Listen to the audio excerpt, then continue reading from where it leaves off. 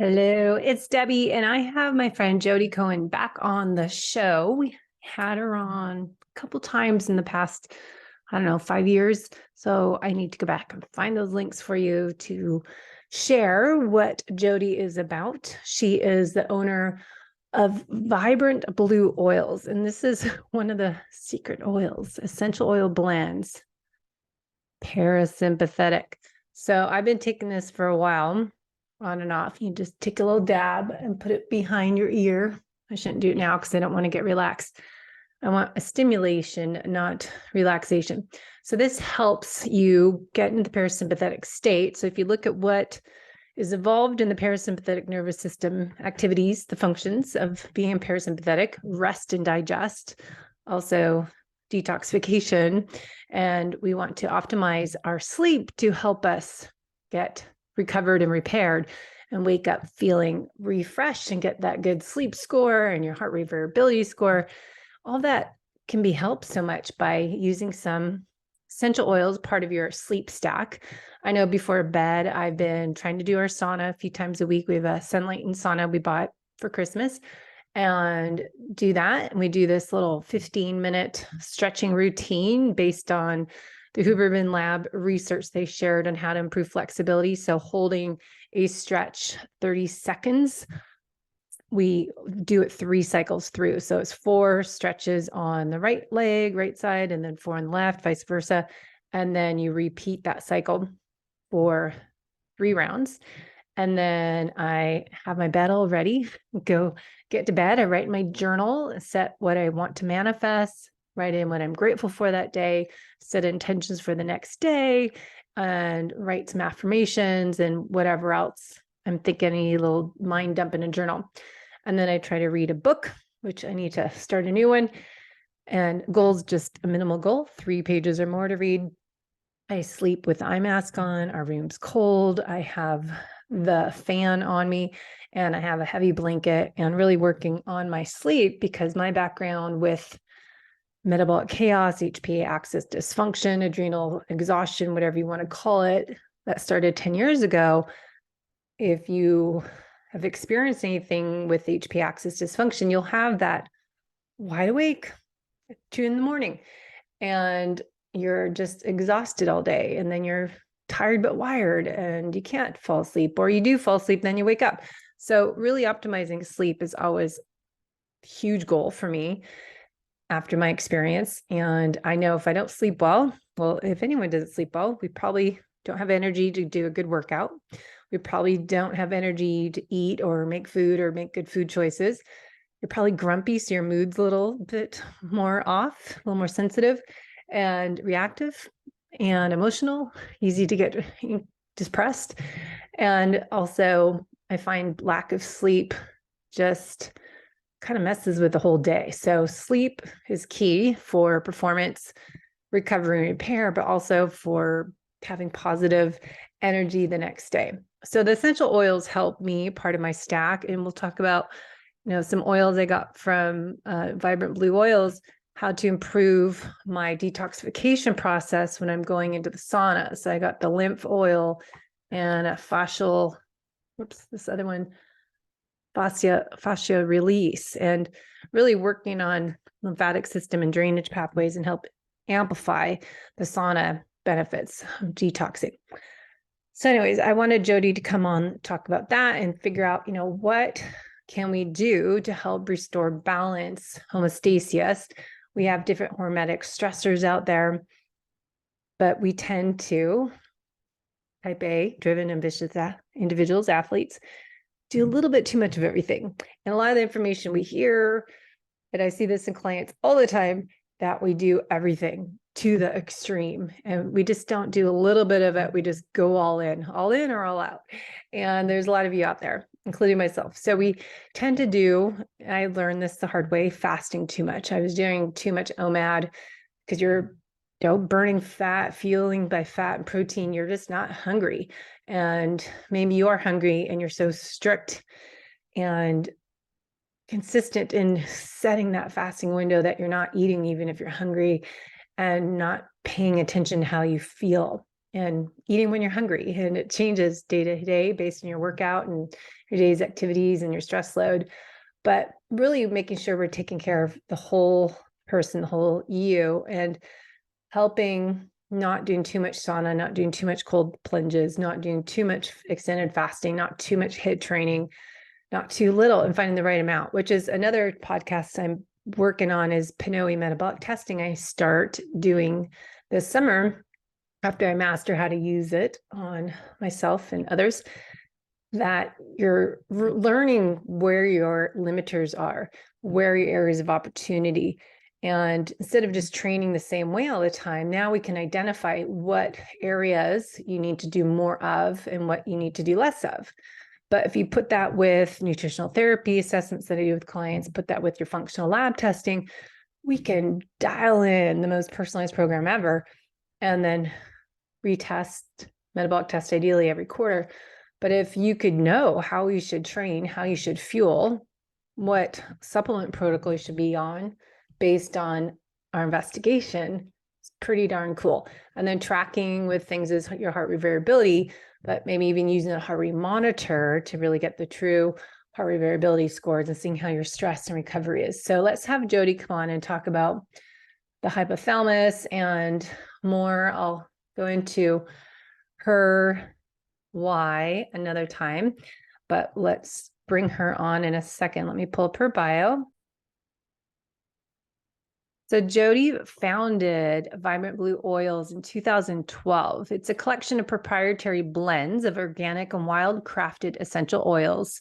And it's a popular destination for thousands of health-seeking consumers and practitioners, as myself, who depend on her supply of quality essential oils, because we know they're a good source. But Jodi's got an extensive education. She earned her MBA from Columbia University. She's worked in marketing, executive positions at Microsoft, Time, US News, World Report. She is a smart lady.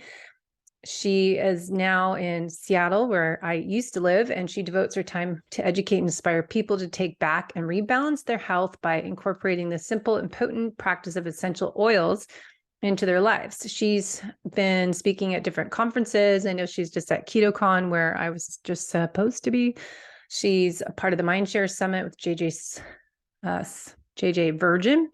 And I know she's also a nutritional therapy practitioner. So she's been at the conferences there when we had them pre-COVID, and I hope we have them again. But she's spoken at different conferences and worked with leading people, podcasts as Wellness Mama, Thyroid Pharmacist, and Elephant Journal.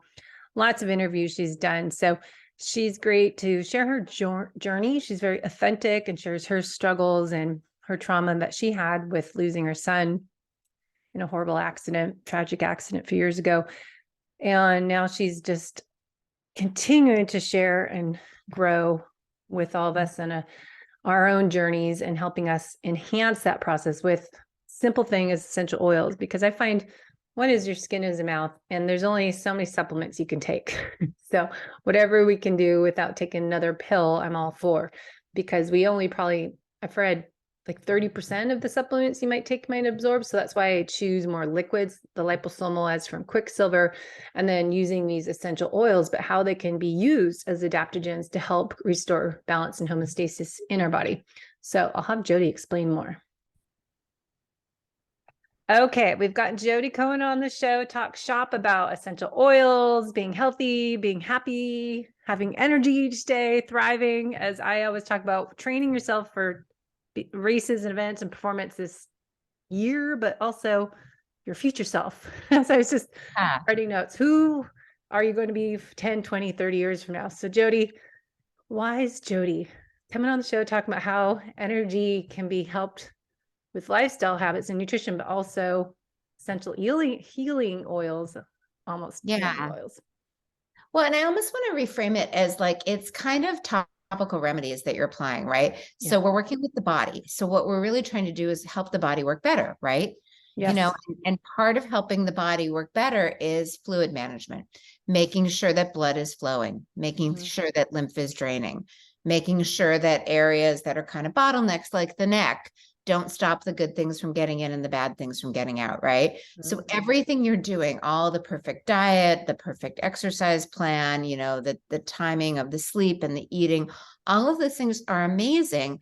And what can, if you've ever biked and, biking uphill in the rain is harder than biking downhill in the sun. You're still biking. You're just basically working with other things to make everything work better. So what I want to talk about is how you can topically apply oils like for the lymph, for circulation, for the fascia, so that everything that you're doing just is easier and works better.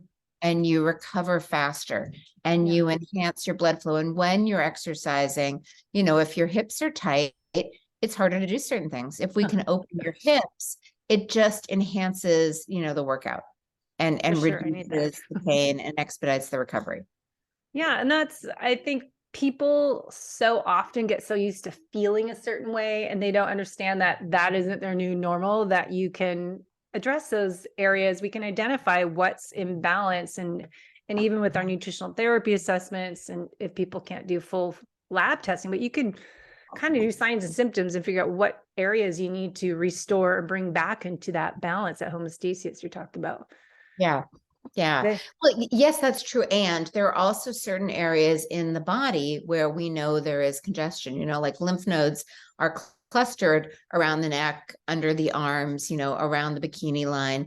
Like we know that's happening anyway. And even if you are in rock star shape, every day the lymph has to move. It's kind of like you can't brush your teeth on Monday and say, I'm good for the week.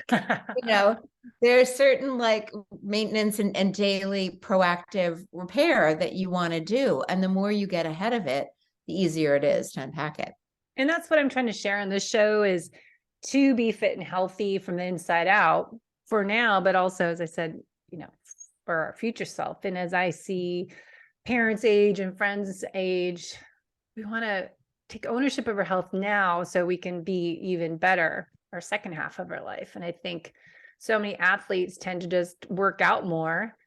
Yeah. Less. There, as we were talking before we recorded, I'm getting a lot of people fasting too much, not eating enough, exercising and not recovering. So I don't know. Let's kind of break it up with, how people can take ownership now to help if they're, let's start with, because I have 3 areas. Fat loss is always the issue, weight management. Yeah. And then there's performance and longevity. Yeah. And I actually think that they're interwoven. I think that the kind of common theme for that is detoxification, because what we don't realize is when we're exercising too hard, we're creating kind of metabolic waste, right? Yes. Even good things, too much of a good thing is not a good thing, right? And so what happens with that metabolic waste? How does waste leave the cells? First of all, you need to be, your nervous system, if it thinks there's any kind of danger, including like overexercise, stress and danger, it kind of allocates resources towards survival, which means that things that aren't critical to survival, like having the cells let go of the toxin so you can detoxify, kind of get backburnered. And so you need to kind of get into this relaxed state, this parasympathetic branch of the nervous system that we can talk about. Once you're parasympathetic, then the toxins go from the cells to the fascia, which we can also talk about, to the lymph, to the blood, to the liver, the gallbladder, the gut, and then the toilet. And the more you're able to eliminate waste and get the bad things out, the more you aren't signaling the immune system like, hey, there's a pathogen or something, that shouldn't be here, to kind of light up and cause inflammation, and then inflammation is one of the things that impedes performance, right? Because it compromises mobility. It might contribute to pain. If it's in the brain, it's brain fog, it's energy. So we can start with kind of just helping your body detoxify, just biking with the wind with your body, so that as you're doing all these amazing things, you're also making sure you're cleaning house. Yeah, I think the cleaning house part, I find most people don't even address. One, they don't address proper digestion, starting what we always say north to south, but also people don't think about the detoxification, opening up the drainage pathways, as we're talking about, and how to measure performance, not just by your watts and your heart rate and your, what your average speed was for that run, how many miles you did, what your bike ride was like, but look at other areas to measure performance. And I think, addressing those with the detoxification. Well, and let's just talk about lymph, especially for women. Like if you, your arms, if you are wearing a strapless dress and you're worried that that little flab is going to stick out from under your arm, that's not fat. That's congested lymph. If you have an armpit, not an arm puff, not an armpit, that's, and it makes sense. Like, especially if you wear underwire bras or bras that are tight, if you take off the bra and the line's still there, then you're compressing lymph and the lymph isn't draining. And you can totally unpack this, but, or if you're getting older and you're starting to see like that turkey gobble, that's lymph too. Yeah. All of these things that we don't know. And here's the interesting thing. Lymph drains, this is kind of the most important exit door for lymph. Like if you start doing dry brushing or doing anything and you don't open this first, it's kind of like yelling fire in the crowded movie without opening the exit doors. The exit door for your lymph are your clavicles. This is if they're listening, we'll explain. It's right under your touching under your clavicles to rub the lymph or on under and above. And go ahead and listeners, feel with me, like just kind of gently massage there. If that feels slightly tender, don't worry, you can fix it. But that's just a little bit of like, wow, there's some congestion here. And there's even the belief that if there's congestion there, then the toxins kind of back up into the neck, and that contributes to thyroid issues like Hashimoto's, brain fog. Like the neck is really, really the bottleneck, and congested lymph kind of, if you've ever been in the middle row in an airplane and like maybe between two linebackers, like that's happened to me. You can't even hold your book. There's no room for your arms. Think of that as your lymph. Your lymph is congesting and compressing into other things. So it's kind of making less space for your vascular system to carry nutrient-rich blood and oxygen to your brain for you to feel energized and focused. It's, preventing drainage. It can impede vagus nerve signaling and kind of turning on all those healing functions. So if you take nothing else from this, you'll maybe start to notice as part of your daily practice, everything you're doing and you're doing so well, add a little lymph drainage, and we can talk about what you do for that. Yeah, let's just hop in there. So I have my lymph essential oil here, and I have the fascia release oil. Yeah. And my parasympathetics that came in a little stack because I was trying to optimize. We now have roller bottles to even, with like COVID and the idea of touching, we've tried to make it really easier. But all you need to do, you can just put a little lymph in your hand. You can do this with oil, without. What oil does is it just kind of, again, optimizes it. But you can just start like, if you're going to do both at the same time, great. If you're going to do one first, the left clavicle drains 75%. So just start on the left side and just give yourself, a little massage, little gentle touch, and do it like, you can do it when you're waiting in line at the bank. You can do it when you're on hold for the phone call. You can do it when you're sitting in traffic. Just kind of gentle, downward kind of J motions. You're just opening this main drainage point. And that's right below the clavicle. So people listening.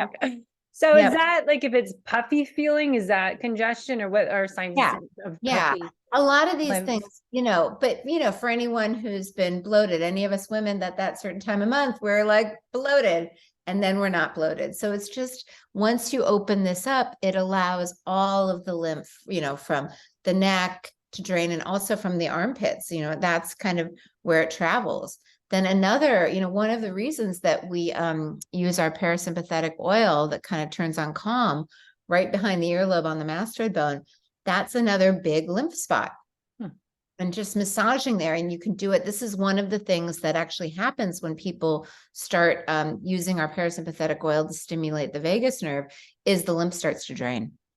And what can happen when people write us and say, I've been doing this and now I feel like a little nauseous, or I have headache. What's happening is too much is draining, and your body isn't prepared. You've turned on the fire hose. And so we need to make sure the lymph is open so that everything works. So even, if any of your listeners, if you're starting to take supplements and maybe you feel a little nauseous, or if something is a little catawampus that should be good, always think lymph and drainage and detoxification. So the drainage pathways are peeing and pooping and sweating as in a sauna, and then just respiratory too. But so the lymph starting here, is this the below the clavicles is best spot? Is that related to other lymph nodes? Is that just the main part you're saying? Yeah. Like, So why is it right there? lymph flows like down from the head and kind of up through the body. It dumps right here into the heart. Like, you know, if you think about where these are, the clavicles are right above the heart. So the lymph fluid then gets into the bloodstream. And so everything flows through here. And so if this is congested, everything's not flowing as well. They're obviously, your whole body has lymph. These are just kind of where they're concentrated. So the next spot that I really try to help people with is opening right behind the mastoid bone, those lymph nodes. And then I apply oil. We can get into kind of how fascia and lymph work together, and then just kind of gently, you know, this downward motion. Like it's so funny now that I'm 54, Facebook and Instagram send me all these, like, basically they assume I look like shit. So they send me all these yoga face things all the time. And sometimes I watch them because I'm curious what they're telling people to do. And sometimes they're telling people to like go the opposite way of lymph drainage. I'm like, that's really interesting. You know, like it's totally fine. I think if you're gua shaing or doing whatever, to go along the jawline, the trigeminal and down, you know, but you want to make sure that you're setting your body up to like drain the fluid the right direction.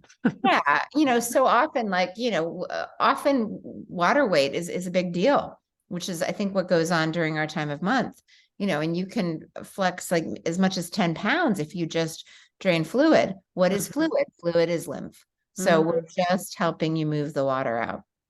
Okay. So with the lymph oil, since I have this out, we're just talking about rubbing on your clavicle. When would it be the best time? For example, my sunlight and sauna, doing it right before nighttime in bed. I do it, you know, first thing when I wake up, just to get off to a good start. I do yoga a lot, and I've noticed when I do lymph before I do yoga, especially in this area and kind of along the inguinal, I'm more flexible. Like I can bend more deeply, and I really feel like I get more out of the workout because I feel like I'm helping all the fluids move in the right direction. I'll have to try that on my hips, because I was saying I do my evening routine. I was saying in the beginning of the show before you came on, using the oil before my sauna, and then I do this little 15-minute kind of stretching yoga before bed, but to open up my hips because they're so dang tight all the time. But that'd be a good little trick. Really good on the hips too. Okay. Yeah. So I always like to know, what is it for, when to use it, why, you know, how to put it in a routine, the best time of day of stuff. Yeah. So my routine, so parasympathetic, you know, I'm sure listeners are familiar with the autonomic nervous system, controls automatic functions, breathing, heart rate, all of these things that are critical to performance and weight loss. And when it feels like it's not safe, not just, you know, they always use the example of the lion chasing you down the street. I've never once in my life seen a lion chasing me down the street, but I have turned on the news and seen something about a school shooting and felt like I was in danger. And so it could be anticipatory stress. It could be past trauma. You know, this is what PTSD is. Something happened, and sometimes you think about it and your body reacts like you're still in it.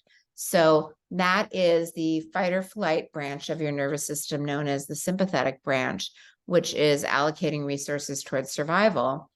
And the gear shift to get you back into the safety branch, the parasympathetic branch, is your vagus nerve, which connects the body and the brain and kind of signals both ways. But it starts at the back of the head, splits, and is most accessible on that point behind the earlobe. That is where there have been like pacemaker-like devices that are surgically implanted. It's where there are a lot of devices that you can kind of use it to stimulate. There are a lot of ways to stimulate it. It could be deep breathing, coffee enemas stimulate it because the vagus nerve innervates the gallbladder, like all these things. But it's a little bit like, you know, the supplements in your house. If you don't take them, they're not going to help you, you know? And I know a lot of people that have supplement graveyards. So what I've tried to do with oils, it smells good. You can put it in your purse. You can put it in your pocket. You can just put it on. That easy. It takes 2 seconds. It does the same thing. And for whatever reason, that seems easier. So people do it. Yeah, well, your skin is a mouth. So Yeah. if you can just apply things and realize that absorbs into your body and you don't have to take a pill capsule Yeah. form. But it's also learning how to listen to your body when you can add something as that and being more intuitive rather than I was just working with clients of taking all these supplements and the pulsing it in and out and listening to when do you actually need something. But if you can pay attention to your body that, okay, I feel threatened, or you have, you talk about trauma, but also the negative thoughts. And Yeah. that can be a stressor as well. And that just that negativity or watching the news or anything, you get stressed out, but that's going to impact, because I say chronic stress impacts the whole use. That will impact your workout, impact your food choices, probably impact your sleep and your recovery and just overall feeling anxious all day too. I think just having that around when you feel like you're that tired but wired and when to apply those oils can really help. But putting them Yeah. on and then breathing and try to do a reset right with it. So not just putting it on and carry on, but how do you kind of reset yourself? It kind of does force you into a reset. And the other thing that I was kind of surprised to learn, because I definitely experience anxiety, but what I didn't realize is, so the opposite of I'm not safe is I have choices. When you're in that kind of fight or flight state, your choices are limited. You can't see options because, if the tiger is truly chasing you, you really need to focus on either running away or fighting back. You can't contemplate, philosophy in the universe. So your access to the part of your brain that helps you think, your prefrontal cortex, which is behind your forehead, you really don't have access to it. So if you're having that moment where maybe something, scary happened and you're told you only have one option and you really feel back to the corner, if you can find a way to calm your nervous system, reset, and then look at it again and say like, okay, is that really my only choice? You always have at least two choices. You can do nothing or you can do something. Yeah. And then there's kind of like the realm of what you can do in between. And when you start kind of listing those options, then all of a sudden you feel like you have choices and you feel better because it's back in your power. It's not outside of your control. Yeah, it is learning that though. People just think, go for the Band-Aid and feel like I've taken medication for something, deal with it, or you just get used to it and just push That's past it. choice. You could, like that is definitely an option. But I just want people to realize like, you have options, because I think that's when we really go into hyper anxiety overdrive, when we're like, someone shot a school here, and so my kid's school is going to be tomorrow. And like, it makes sense to us in that moment. Like all of worry.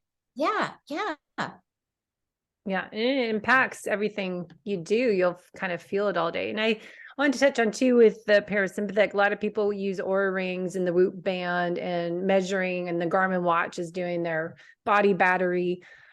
And I've just, experimenting, ideally wearing a heart rate strap, and testing is with the sensor with the heart rate strap is more accurate heart rate variability testing than a watch or a ring. But it is kind of interesting how many people track, but they don't understand what information they're getting and why and how to use it. That's another good point. Like that is only useful if you know how to interpret it and make it, a different decision. Yeah. So do you want to talk about heart rate variability? Yeah, let's tell you. I know we've done previous episodes, but I keep talking about it, and I'll share my score sometimes on my HRV score and my Aura that people are like, I didn't know you can go that high. And like, yeah, I really strive to optimize my sleep and experiment, and using the parasympathetic oil for me really makes a difference. And if I take some glycine and magnesium or what, it's just like timing when I eat and not drinking alcohol and just all the things that impact my heart rate variability. But I think so many people get all this data they're getting from all their gadgets, but they're not using them or adjusting their workout or really focusing on their eating and everything. So what do you think? I completely agree. And I kind of see heart rate variability is like how variable your heart rate is. And I see it as kind of a measurement of resilience. Like the example I like to use, we've all had that moment where we're driving in traffic and someone cuts us off and we're like, oh, whatever, maybe they're in a hurry. Who cares? I hope they get there safely. And then the next day, the exact same situation can happen. And four-letter words are flying out of our mouths.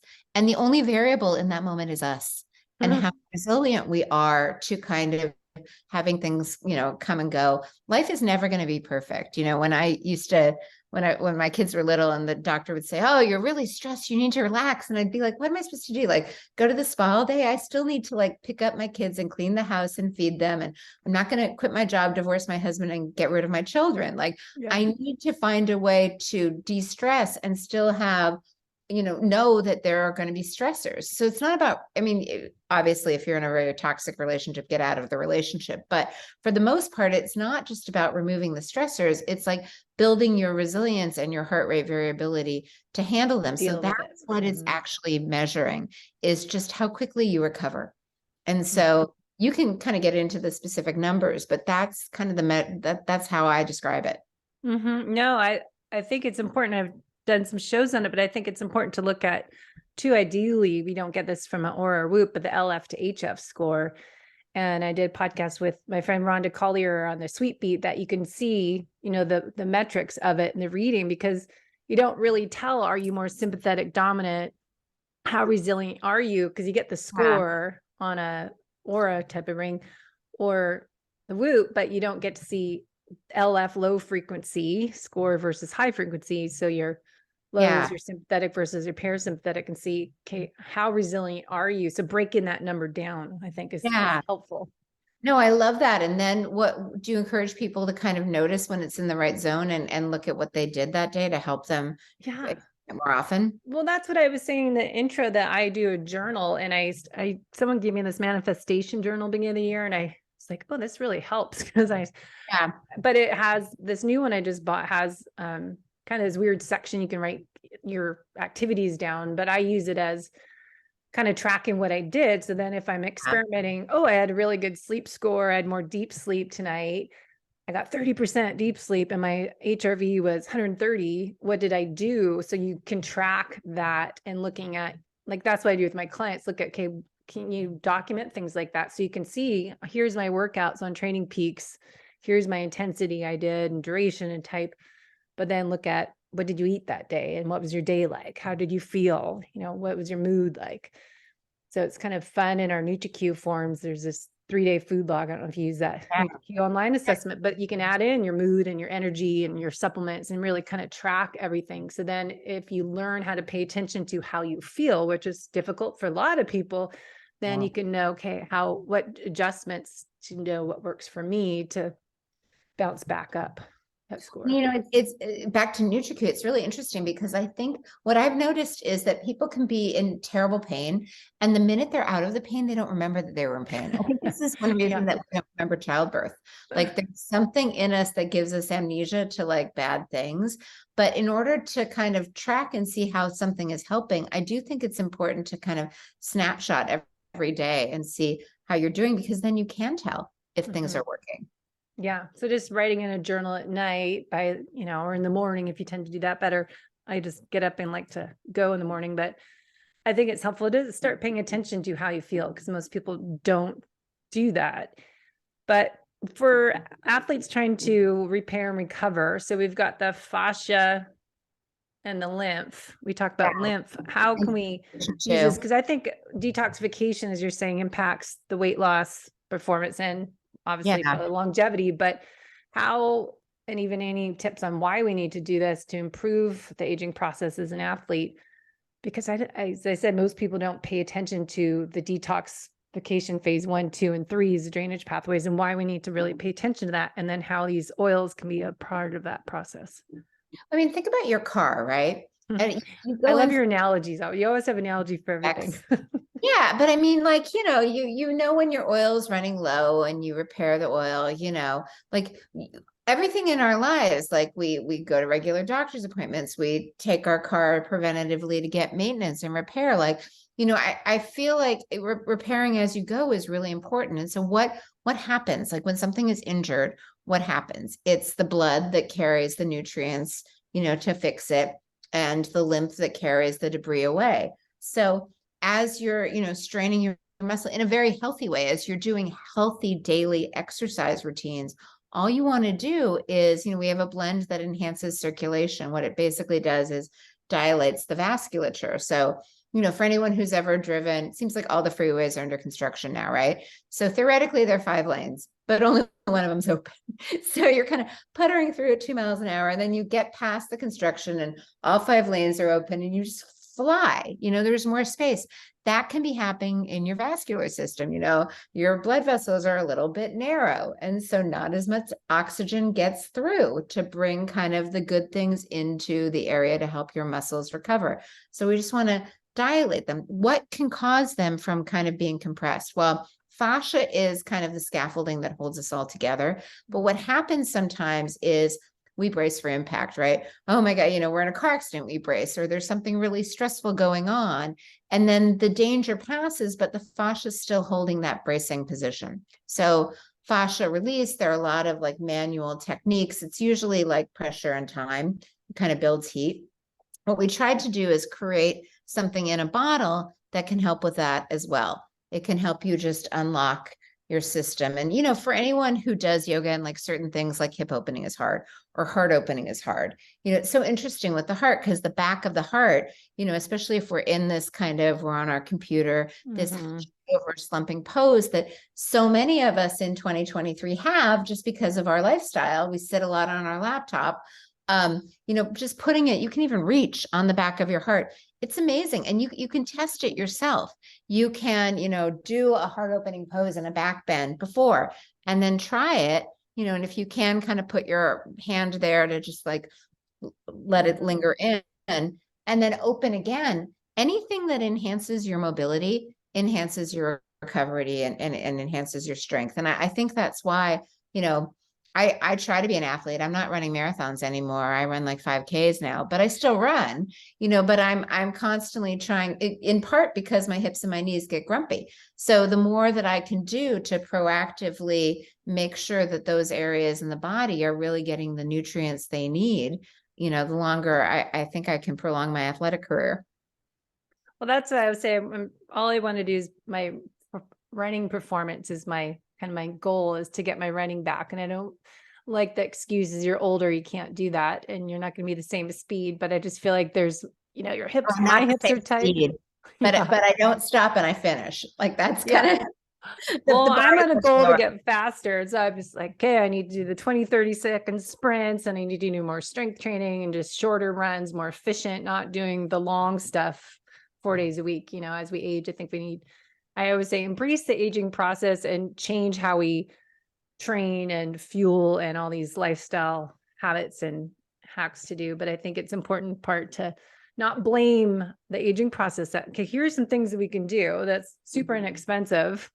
Yeah. Well, oil and do this. Something like hydration. We all talk, everyone knows hydration is important, right? There's no one, I'm guessing, listening who's going to say like, no, it's a bad idea to drink water. But what we don't realize is it's not just consuming the water, it's kind of how the water is then distributed through the body. So fascia, basically when fascia is constricted, it doesn't allow the water to get to, the cells in the same way. And so anything that we can do to kind of ensure, just like digestion, you want to make sure you're eating the perfect nutrient dense whole food diet. But if you're eating it under stress, you're not going to digest, absorb, and assimilate it. I say that all the time. People always do that. Yeah, like you can turn the radio on in the car, and if it's on the wrong station, you're going to hear zzz. What we're trying to do with oils, with topically applying oils, is just calibrate your body for optimum reception of what you're already doing. Because it takes a lot of work to be super healthy, to eat the right food at the right time, to exercise every day, even on those days when you're tired and it's cloudy and you just don't feel like it. Go you. That is a lot of commitment. So let's make sure you're putting all this effort in. Let's make sure that you're getting the optimum return out. Exactly. So going back to the fascia blend. Yeah. The fascia release. So how do I use this and when? So you can use this anytime of day. Definitely use it before workouts, especially for those areas that are tight. Like the hips are a fabulous place to use it. Anywhere on the spine is a fabulous place to use it. The neck, dabbing it on your finger, or you've got the you can like dump it and kind of then rub it on. You can get this is actually the reason I created the rollerball, because or started offering it in rollerball, because I just think it's so much easier to like, bathe in it for lack of a better word. But you'll notice, like, if you're in a yoga class and the teacher's like, okay, we're going to start cross-legged. And you're like, oh, that's me. My hips do not like yeah, that. or when they say like pigeon and you're like, Oh, try putting it on your hips wow. first and you'll see a difference. Okay, I'm going to test that because that's always my area of opportunity is any pigeon or hip openers. Yeah. External rotation, I go 0 direction. Oh, I know. Or when they're like lunging side to side and everyone else is like down on the ground and I'm like, my hips just are not that happy. Yeah.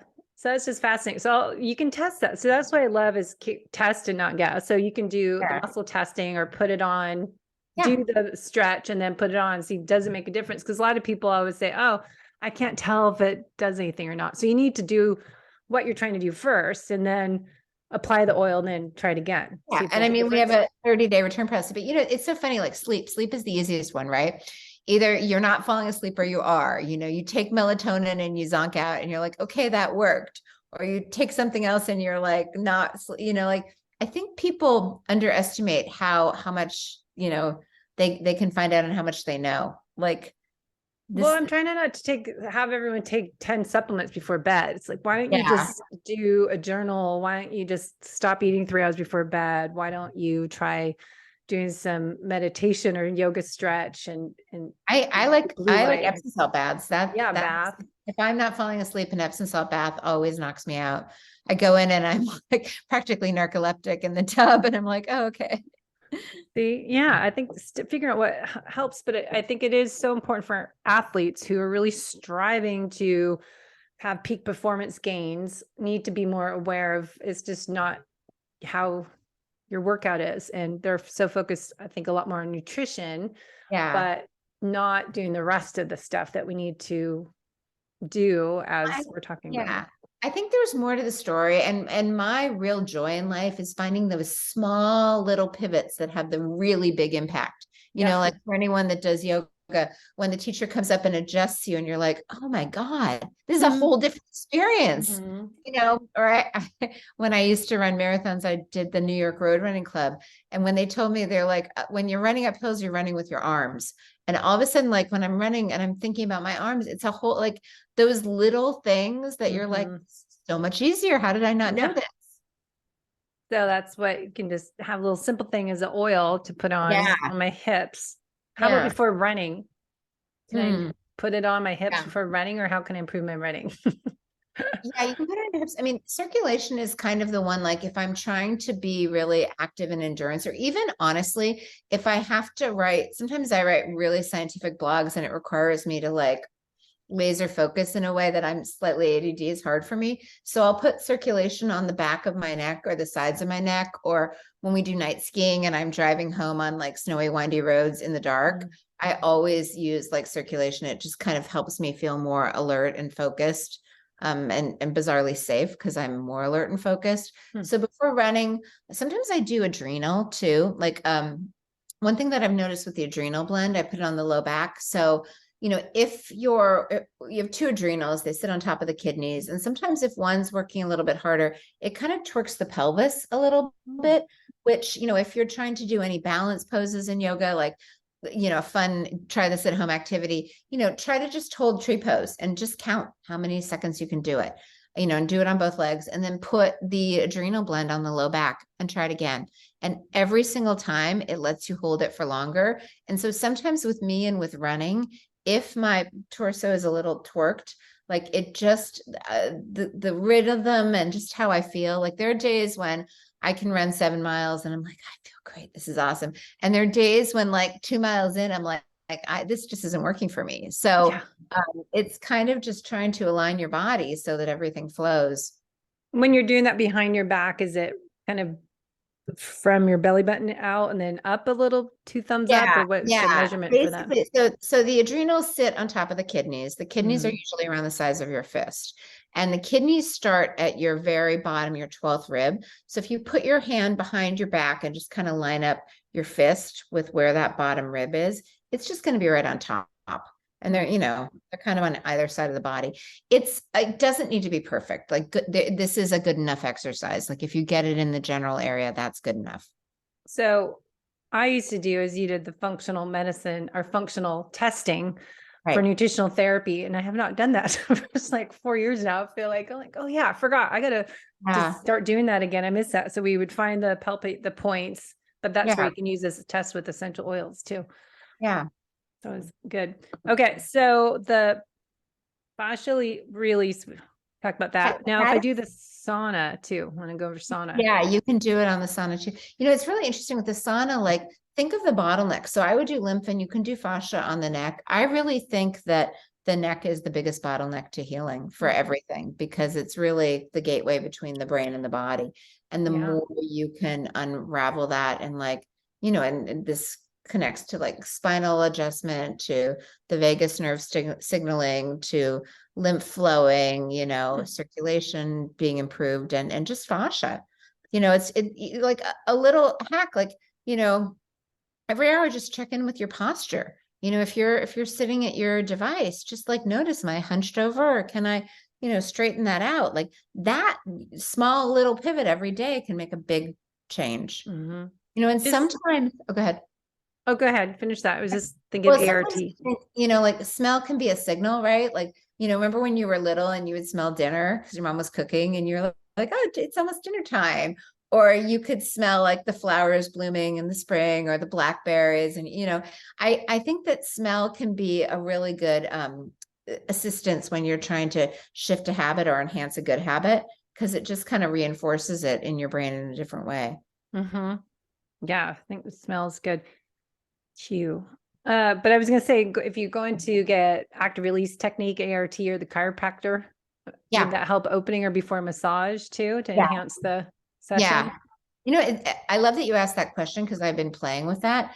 There's a new chiropractor that I've been trying that does this thing with heating pads and electrical stimuli on the spine before the adjustment, because he says that that allows him to adjust more easily and then it kind of sticks. And that really resonated with me. I was like, let's try like layering the oil on. You know, he's really open. So I've been doing that and then I've been doing it after, and I feel like it kind of seals it in and it makes it last for longer. Oh, to try that. I just made an appointment for a couple weeks from now, and my chiropractor in Solana Beach, Dave, is really good at all these experiments. So, but I'm always into stacking things. Like, you know, you don't know what works unless you do it one at a time. But then, you know, you're saying the minimal effective dose, so to speak, of how to make the most efficient workout, or the sauna, how to make it the best detoxification process. I'm stacking too. I mean, that's my joke kind of, you know, someone says like, oh, I want to lose weight. I'm thinking of exercising or changing my diet. I'm like, do both. Add in sleep. Like, I mean, you know, there's no harm in throwing the kitchen sink at things. If it's a heavy kitchen sink and you want to make sure that it's worth the time, money, and energy, yeah, you can like try things at once, but why not? You know? Yeah. That's what I call like training the whole athlete. And the holistic method is just kind of, let's do this, and then add in that, and then let's put it together and see if it works. So I'm going back to the sauna because it's a good, I think a lot of people are doing the sauna, and a lot of people are doing the cold plunges is kind of a new trend lately. Yeah, no, I'm not getting into it. I'll do the cool shower, but I'm not doing well, I will do it, but you know, not buying one yet. But if you're doing a sauna, infrared sauna, you're trying to sweat out toxins, improve recovery and repair from that. What would be kind of the stack oil process? And dry brushing? Absolutely. Yeah, you can dry brush. I would absolutely, like, if you only do one thing, I would say put the lymph on the clavicles and the side of the neck. If you only do one. If you're going to do two, I would say then layer on the parasympathetic behind the vagus nerve so that your body knows it's safe to let go of toxins. If you're open to three, I would say, you know, also maybe put some fascia on the neck or the shoulders or wherever you personally are tight so that it's not constricting the ability, you know, to like sweat and release things. And then if you want, if you really want to, if you're a super overachiever, I would say maybe consider the circulation blend, and you can put it on the bottom of the feet, and then it just enhances the whole circulatory system. And then you can get into the one on the liver and then the gallbladder. And I mean, you can, but I think in the sauna, in the sauna, you're really looking to sweat. The liver and the gallbladder, I actually like to do before bed, like potentially with castor oil, because I think that the liver and the gallbladder, like, they're time to really, you know, switch into high gear is usually while you're sleeping at 3 a.m. And like I always take binders before bed. I kind of feel like during the day I prioritize other things, but at night it's kind of liver time. Yeah. So what is your sleep routine? My sleep routine, I always take binders before bed because I just feel like it's a good thing to pull it out. I sometimes put castor oil over the liver. I don't do I just kind of do the poor man's castor oil pack. Like either I'll do castor oil and then I'll get in an Epsom salt bath, or I'll just wear a t-shirt that if it gets stained, whatever. I have a couple that are like my ratty castor oil t-shirts. And then I put we have actually 2 liver blends. One is for liver vitality and really enhancing the function of the liver. One is more for emotions. Like, if you're just feeling, like grumpy or angry, that's often the energetic aspect of the liver. So sometimes I do that. And then I also sometimes do the gallbladder one. And like, if you're feeling a little nauseous or you have a mild headache or you're noticing that you're maybe getting motion sick, that's a good one. And I just put it on before bed. And I usually wake up in a pretty good mood.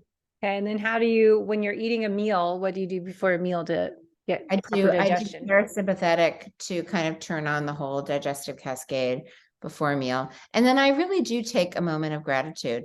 Like I don't know if this is true or not, but I've heard that, you can kind of hold the water and be happy and imbue happiness into the water. Like I really try to like take a moment and be like, I'm really excited to eat this. This looks really good and healthy. And I haven't scientifically tested if that actually does anything or not, but it seems to improve my digestion.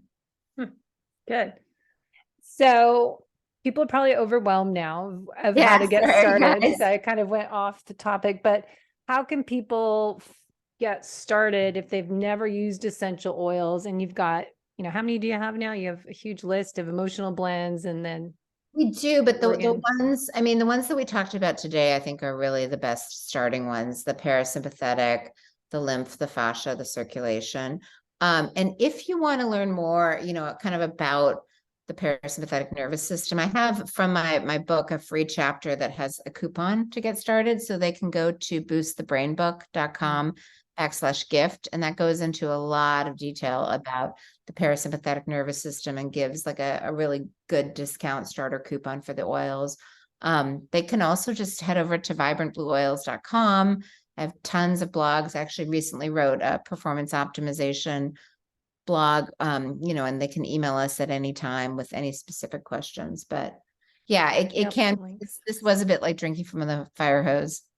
Well, that's me. I just kind of go off topic because you think of things as we go, but I do like the article you just had, I sent you, the supporting the hypothalamus with essential oils, because I think so many people have these hormonal imbalances, and like we were talking about, these high performing, high charging individuals, athletes or not, that we tend to do more is better is our philosophy. And sometimes that gets you in trouble and creates this kind of metabolic chaos in the body. But just how, the thyroid we've talked a lot about, and people are always talking about low thyroid and adrenal dysfunction, and just hormones are low, and especially the aging athletes. And then those people fasting too much and not getting enough calories, and they're exercising a ton, how important it is to look at, creating balance in your body. But just looking at the hypothalamus was an interesting article you talked about, and how they add in too, that you're talking about how essential oils act like adaptogens. And everybody's talking about ashwagandha and all these things in the mushrooms, and how essential oils can help with that similar role. Well, it's really interesting. So for those who don't know what adaptogens are, think of Goldilocks, right? Some of it's not too hot, it's not too cold, it's just right. And it kind of meets you where you're at. So for anyone that's ever taken like a saliva, 24-hour saliva spit test, right? It's not a flat line. It's not that you're always too hot. Cortisol is supposed to be high in the morning, so you have the energy to get up. And then as the day wanes and it becomes night, it's supposed to decline so that you are then able to fall asleep. And when people have dysregulated cortisol rhythms, it's either too low in the morning or too high at night. So it impacts your ability to get up in the morning and your ability to restfully fall asleep at night. So there are remedies that you can take that kind of give you more energy and enhance your cortisol, or kind of calm it down. And you have to kind of best guess the timing. Or you can take an adaptogenic herb like ashwagandha, you know, or your leaf there, or all of them. And they just kind of, if it's too high, it brings you up a little bit. If it's too low, it brings you down. You know, it just kind of meets you where you're at. Yeah. And I actually think that all plants, including like the food that you ingest, mushrooms, herbs, essential oils, I think they all kind of work in that way where they're just very balancing and gentle. Yeah, I think that's interesting. So it's in all your blogs are very scientifically based, so people can read more. But I like the hypothalamus is out of balance. It can negatively impact energy, ability to handle stress, hunger and thirst, weight control, emotions and mood, body temperature, sleep wake cycles, sex drive, and fertility.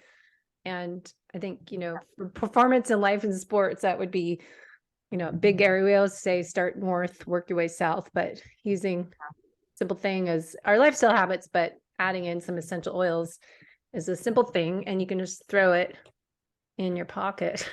You don't have to, like I was like traveling, what supplements kind of right here, third eye. Third eye. Yeah. So good. And what else you've got going on? Are you working on any projects or just continuing writing blogs? What are you doing?